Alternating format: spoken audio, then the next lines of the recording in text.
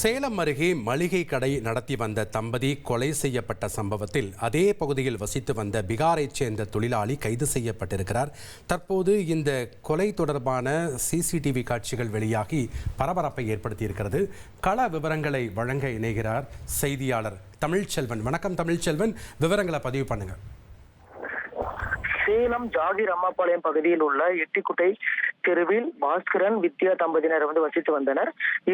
இருவரும் சொந்த வீட்டின் முன்பகுதியில் மளிகை கடை வைத்து வியாபாரம் செய்து வந்தனர்.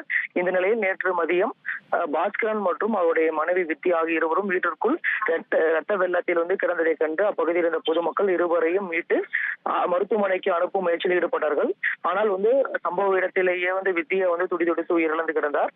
அதே போன்று பாஸ்கரன் சிகிச்சைக்காக சேலம் அரசு மருத்துவமனைக்கு அனுப்பும் வழியிலே உயிரிழந்தார். இது தொடர்பாக இருவரையும் உடலையும் மீட்டு சூரமங்கலம் காவல்துறையினர் கொலை வழக்கு பதிவு செய்து யார் இந்த கொலை சம்பவத்தில் ஈடுபட்டார்கள் என்பது குறித்து விசாரணை நடத்தி வந்தனர். முதற்கட்ட விசாரணையில் இருவர் கழுத்தில் அணிந்திருந்த 18 பவுன் தங்க நகைகள் காணவில்லை என்று உறவினர்கள் கூறியதால் நகைக்காக இந்த கொலை அரங்கேறியதா என்பதை கண்டுபிடிக்க 4 தனிப்படை காவல்துறையினர் தேடுதல் வேட்டையில் ஈடுபட்டு வந்தார்கள். அப்பொழுது இந்த விசாரணையில் ஜாகிர் அம்மாபாளையம் எட்டிக்குட்டை தெருவில் பீகார் மாநிலத்தை சேர்ந்த சந்தோஷ் சௌத்ரி என்பவர் அவருடைய மனைவி மற்றும் 2 குழந்தைகளோடு வசித்து வருவது தெரிய வந்தது. இவரை பிடித்து விசாரணை நடத்தியதில் முதிய தம்பதியினரை பாஸ்கரன் மற்றும் அவருடைய மனைவி வித்யா ஆகிய இருவரையும் நகைக்காக சுத்தியில் அடித்து கொலை செய்ததாக ஒப்புக்கொண்டார். இதையடுத்து அவரிடம் அந்த கொலை சம்பவம் தொடர்பாக அவரிடம் விசாரணை நடத்தப்பட்டது. மேலும் சந்தோஷ் சௌத்ரி மீது இரட்டை கொலை வழக்கு பதிவு செய்யப்பட்டு அவரிடமிருந்து 10.5 சவரன் தங்க நகைகள் பறிமுதல் செய்யப்பட்டது.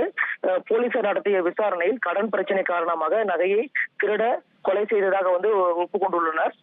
தொடர்பாக தற்பொழுது இந்த கொலை சம்பவம் தொடர்பாக இந்த கொலையாளி கொலை செய்ய சென்று வரும் சிசிடிவி காட்சிகள் தற்பொழுது வெளியாகி பெரும் பரபரப்பை ஏற்படுத்தியிருக்குன்னு சொல்லலாம். தற்பொழுது அந்த கைது செய்யப்பட்ட கொலையாளியிடம் காவல்துறையினர் விசாரணை மேற்கொண்டு வருகின்றனர். செய்திகளை உடனுக்குடன் தெரிந்து கொள்ள உடனே சப்ஸ்கிரைப் பண்ணுங்க.